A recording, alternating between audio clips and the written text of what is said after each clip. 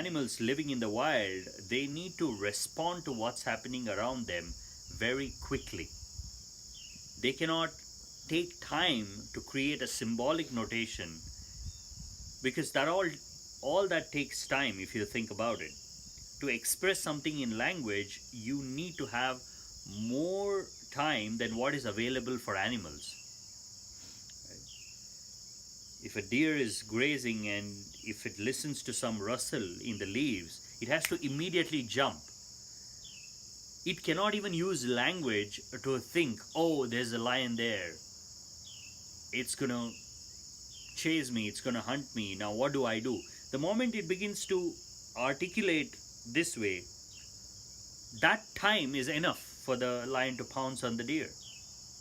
So that is why in existence everything is instinctual and stimulus response oriented.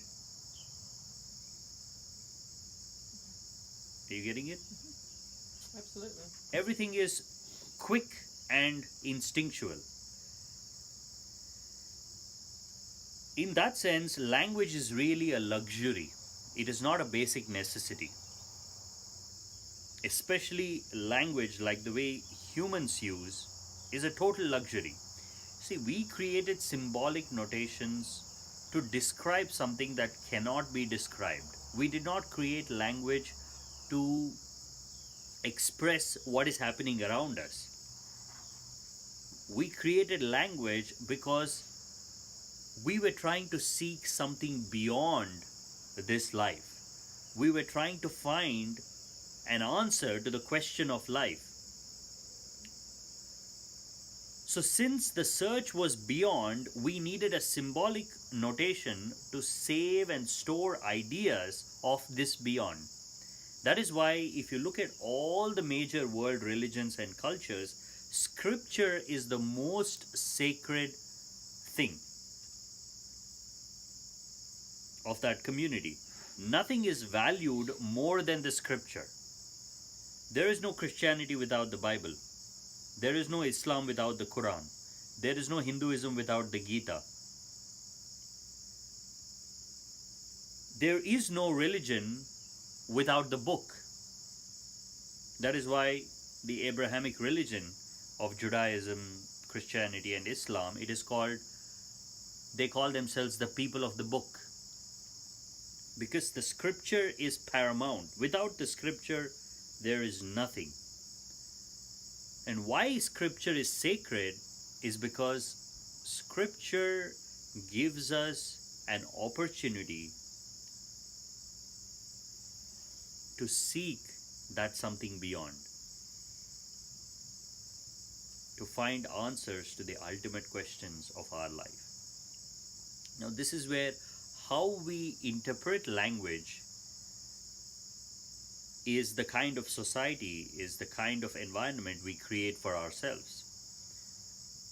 And a lot of religious fundamentalism and the problems that have arisen out of religious ideologies come from misinterpretation and wrong interpretation of this spiritual language.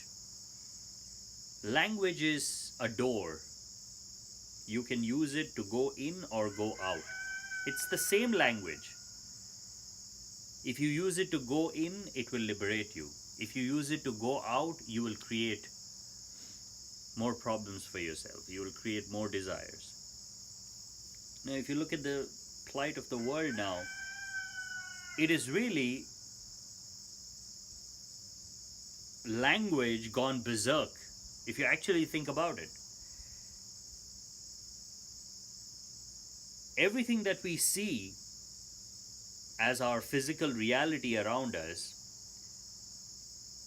was recorded and stored in the form of an idea using language. See, without language you cannot make movies. Without language you cannot construct a building. You cannot coordinate with people. See, if you take away language, the whole human society just crumbles. In fact, if you were to give instructions to people that nobody is supposed to speak, nobody is supposed to write and record information, within 2 to 3 generations, the entire human society will crumble. because it is language that acts as the glue that binds us. Without language, I cannot connect with you. And if I cannot connect with you, there's no communication, there's no interaction. There's just instinctual reaction. No long-range communication, no storing of information, reproducing of ideas, nothing. I mean, we have progressed